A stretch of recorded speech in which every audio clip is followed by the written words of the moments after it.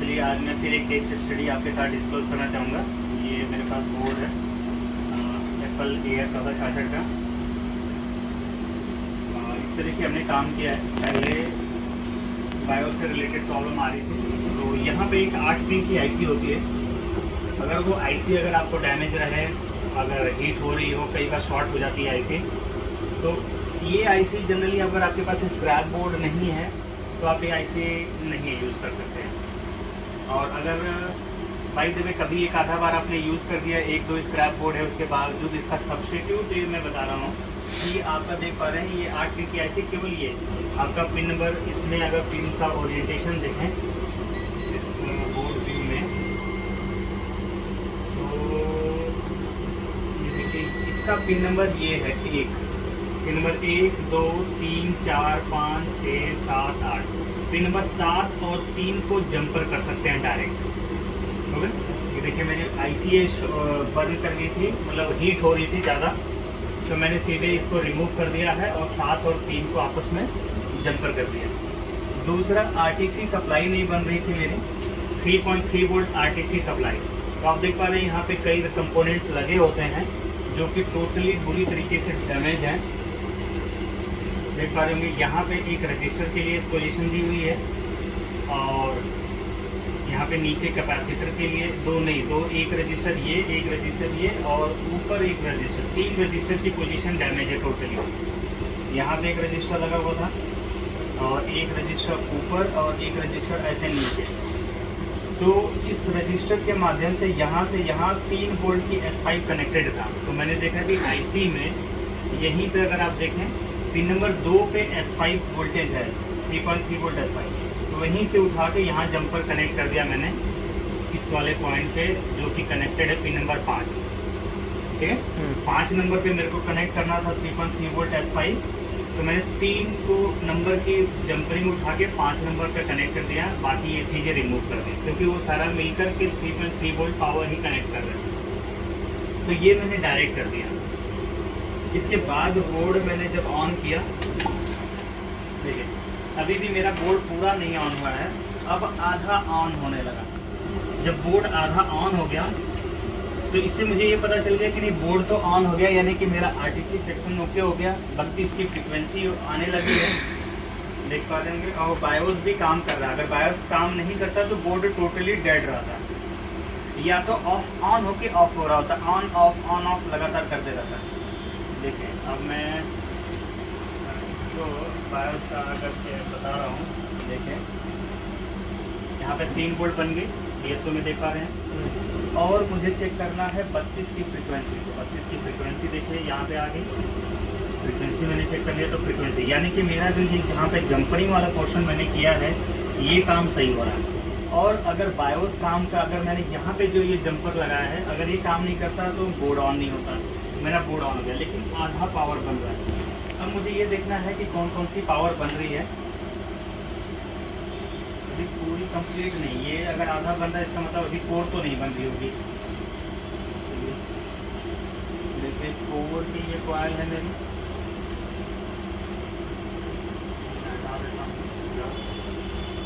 Core की coil है। Core पे वोल्टेज नहीं आ रही है, मल्टीमीटर को सेट कर लेता हूँ थोड़ा। कोर पे कोई वोल्टेज नहीं है। अब बात आती है 1.05 की, तो ये कॉइल है 1.05 की, यहाँ पावर आ रही है। अब आती है इसके बाद रैम की पावर, तो रैम की पावर बन रही है 1.2 वोल्ट। और ये पीछे मैं तो रिवर्स चेक करने लगा, 3.3 वोल्ट 5 वोल्ट बन रही है। ठीक है, कोर नहीं बन रही है। कोर नहीं बन रही है तो हार्डवेयर पावर गुड से रिलेटेड काम करते हैं। देखो हार्डवेयर पावर गुड के लिए यहाँ पे ये 2 आईसियाँ रेस्पॉन्सिबल, 3 आईसियाँ। एक ये आईसी होती है, एक ये आपका ट्रांजिस्टर या मॉसफेट होता है, कम्बिनेशन होता है डुअल मॉसफेट वगैरह का, ये आईसी है। और यहाँ पे लॉजिक गेट, तो यहाँ 1.05 वोल्ट रिसीव होता है, और यही लॉजिक गेट से इस पॉइंट पे भी मिलना चाहिए, यहाँ पे नहीं मिल रहा है। ठीक है, और यहाँ पे हार्डवेयर पावर गुड का सिग्नल ये भी मिसिंग है। ठीक है। अब अगर ये नहीं बन रही है तो फिर हमें कन्वर्जन की पावर चेक करनी चाहिए। कौन सी पावर? कन्वर्जन। और 3.3 वोल्ट की यहाँ पे देखें, ये सस की पावर, वैसे यही पावर रैम पे जा रही है। यहाँ से एक कैपेसिटर टूटा हुआ है तो यहाँ पे हम कैपेसिटर लगाएंगे फिजिकली। यहाँ पे 3 वोल्ट ऑलवेज है और ये मॉसफेट कन्वर्ट कर रहा है 3.3 वोल्ट सस अगर नहीं कन्वर्ट हो रहा होता तो बोर्ड ही टोटल डेड होता। तो अभी ये बन रही है। इसके बाद 3 वोल्ट का कन्वर्जन देख पा रहे हैं। यहाँ पे कन्वर्जन की मॉसफेट लगे हुए हैं, यहाँ पे लगे हुए हैं मॉसफेट। ऐसे जितने पोर्शंस आपको दिख रहे हैं रेड कलर वाले छोटे छोटे, और ये शाइनी वाली जो कांच के, ये सब कन्वर्जन के, ये 3 वोल्ट के कन्वर्जन हो रहा है। अब हमें देखना है 5 वोल्ट का, ठीक है। तो 5 वोल्ट का एक कन्वर्जन यहाँ पर होता है, पहले देख लेते हैं। तो ये 5 वोल्ट यहाँ इनपुट होता है लेकिन यहाँ कन्वर्जन नहीं हो रहा है, ठीक है। 5 वोल्ट का कन्वर्जन यहाँ नहीं हो रहा है, ठीक। अब ये इसकी इनेबल सिग्नल चेक करना होगा हमें। इनेबल सिग्नल के लिए देख पा रहे हैं ये है पिन नंबर 2 और इनेबल सिग्नल आ रहा है यहाँ से। यहाँ पे देखिए दिया हुआ है एक कैपेसिटर, यहाँ से कोई कंपोनेंट मिसिंग, देख पा रहे हैं यहाँ से कंपोनेंट मिसिंग। ये हमारे पास किसी डीलर के थ्रू ये मिला, रिसीव हुआ है बोर्ड। यहाँ से इनेबल सिग्नल है, ये रजिस्टर लगा हुआ है, आप डायग्राम में R8187 और यहाँ पे कैपेसिटर लगा, ठीक है। तो इनेबल सिग्नल ही मिसिंग है, हम लगाते हैं दूसरे डोनर बोर्ड से। ये डोनर बोर्ड है हमारे पास।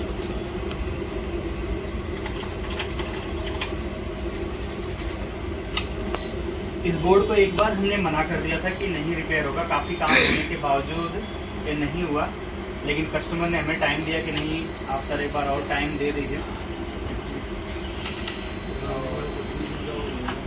आज लकी कह सकते हैं कि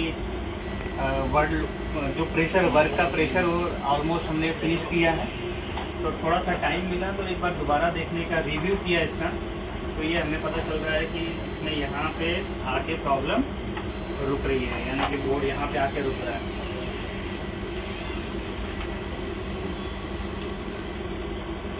कई बार होता है ना, हम लोग बोर्ड रिपेयर कर रहे होते हैं, एक ही अटेम्प्ट में बोर्ड रिपेयर नहीं होता है। एक्चुअली कस्टमर एंड से जब बोर्ड डायरेक्ट आता है तो मल्टीपल प्रॉब्लम बोर्ड में नहीं होते हैं, लेकिन जब हम लोग डीलर एंड पे रिसीव करते हैं तब मल्टीपल प्रॉब्लम फेस करना पड़ता है। तो कई बार ऐसा भी होता है कि चाहकर भी हम लोग बोर्ड को रिपेयर नहीं कर पाते हैं। कई बार किस तरीके से हैंडलिंग गड़बड़ हो गई होती है, या लंबे टाइम तक अगर बोर्ड रिपेयरिंग के लिए पड़ा रहा तो कई बार कंपोनेंट टूटे होते हैं। अब ये फिजिकली टूट गया है या कैसे है ये तो नहीं पता, लेकिन हाँ एक कंपोनेंट तो टूटा हुआ है, साफ साफ दिख रहा है। एक कैपेसिटर और एक रजिस्टर अभी भी इसमें लगाना है।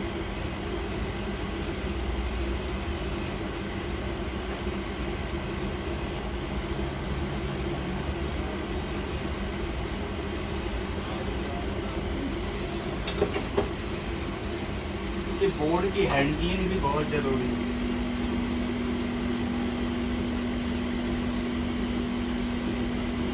देखिए जो भी बोर्ड हमारे पास क्यू में है रिपेयरिंग के लिए, उनको हम लोग किस तरीके से ऑर्गेनाइज करके रखते हैं ताकि कंपोनेंट न टूटे। कई बार क्या होता है रखे रखे भी टूट जाते हैं। इसमें देखिए हमने बोर्ड रखे हुए हैं तो एक एक करके इनके बीच में रखे, ये रिपेयर कर दिए गए इसलिए बाहर निकाला हुआ हमने। अदरवाइज जब दो बोर्ड रखे हैं उनके बीच में इस तरीके से थर्माकोल लगा रखा हमने, देख पा रहे हैं कि ताकि वो आपस में रब करके कंपोनेंट न टूटे। बहुत बार ऐसा होता है कि एक दूसरे से रगड़ते रगड़ते बोर्ड के कंपोनेंट टूट जाते हैं और वो फिर मिल नहीं पाता कि कहाँ का टूट गया, क्या डैमेज हो गया। फिजिकल के वजह से बोर्ड चाहकर भी रिपेयरिंग फिर नहीं हो पाती। तो इस बात का भी ध्यान रखना है कि जब आप बोर्ड रिपेयरिंग के लिए अपने सेटअप पे रख रहे हो, वर्कलोड ज़्यादा है तो बोर्ड सेफली रखो आप, एक के बाद एक। देखिए हम लोग तो ये भी क्यू में रखे हुए हैं, इस तरीके से ऑर्गेनाइजर यूज़ किए गए हैं, यहाँ पर रखे गए हैं। तो ये सब ऑनलाइन मिल रहे होते हैं, आप इजीली परचेज कर सकते हो ऑनलाइन। अमेज़ॉन वगैरह तमाम वेबसाइटें हैं जहाँ पे ये चीज़ें मिलती रहती है। ये फाइल ऑर्गेनाइज़र के बोले जाते हैं।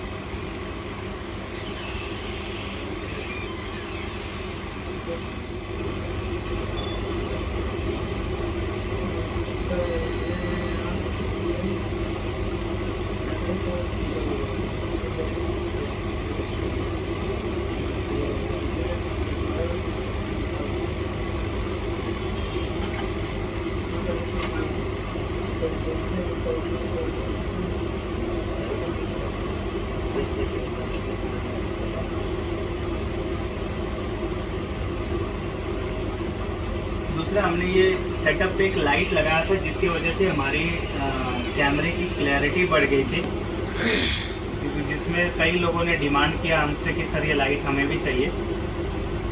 मार्केट में हमारे पास कुछ ही लिमिटेड पीस मिले हुए थे, तो जो हमने लोगों को दे दिया। इसको सर्च कर सकते हैं आप ऑनलाइन, आपको शायद मिल जाए।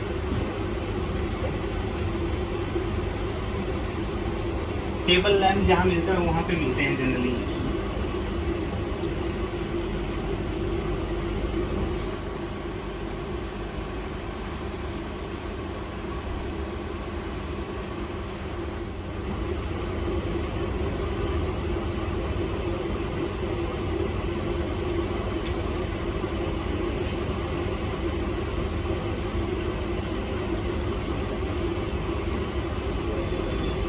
तो ये जब बोर्ड आप टेम्पर्ड करके भेजते हो, टेम्पर्ड मतलब आप खुद अटेम्प्ट लेते हो, बहुत सारा काम कर देते हो, तो क्या होता है यूजुअली जितना टाइम लगना चाहिए उससे ज़्यादा टाइम हम लोगों को भी रिपेयर करने में लग जाता है। कई बार तो ये होता है कि वर्कलोड बहुत ज़्यादा होता है, तो देखकर ही हिम्मत, पहली बात तो ये होती है कि देखकर ही हिम्मत टूट जाती है कि इतना सारा काम करना है, इस तरीके से बोर्ड टोटली डैमेज है।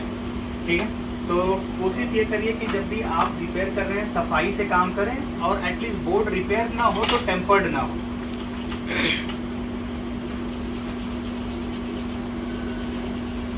ये बोर्ड भी रिपेयरिंग से रह जाता अगर मैंने दोबारा इस पर अटेम्प्ट नहीं लिया होता, क्योंकि इसकी देखिए हमने बायोस भी प्रोग्राम की है, यहाँ पे इस एरिया पे जंपरिंग की है, इस पूरे एरिया को रिपेयर किया है, जंपर वायर फिर एक अलग से लगाया है।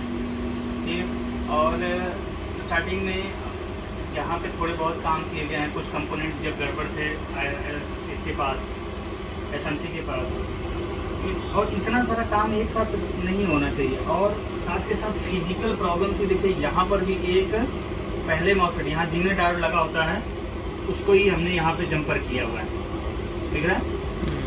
यहाँ पर भी एक जीने डायोड मिसिंग था, फिजिकली टूटा हुआ दिख रहा है, डैमेज था। अब कैसे तो ये रखने की वजह से कैसे टूटा हुआ है ये नहीं पता। ये हमारे पास किसी रिपेयरिंग वाले इंजीनियर के पास से आया है, तो बहरहाल अभी ये रेड मार्क भी लगा हुआ था, मतलब ये लिक्विड डैमेज की कंडीशन में था। मे भी जो इंजीनियर हैं जिनको मिला हो लिक्विड डैमेज में, उन्होंने क्लीन किया है इसको। अभी देखते हैं क्या हालात है बोर्ड के।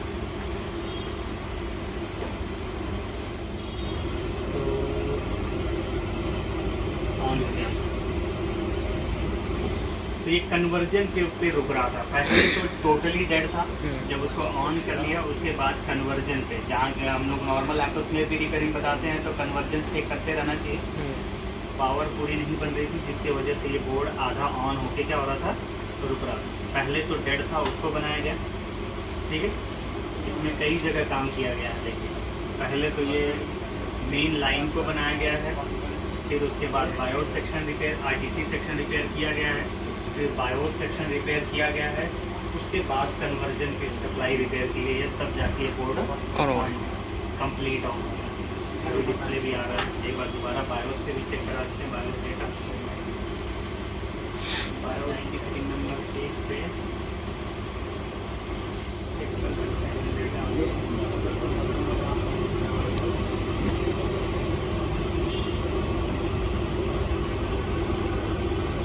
ये काफ़ी इंटरेस्टिंग केस है। मल्टीपल वर्क एक ही समझ लीजिए बोर्ड में, ये हो गया, यहाँ पे चेक कर सकते हैं।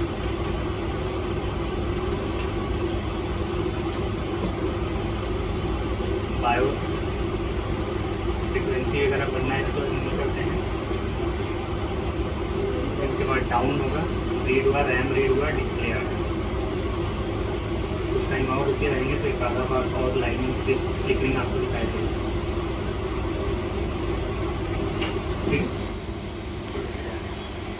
once again thank you for watching my video, have a nice day।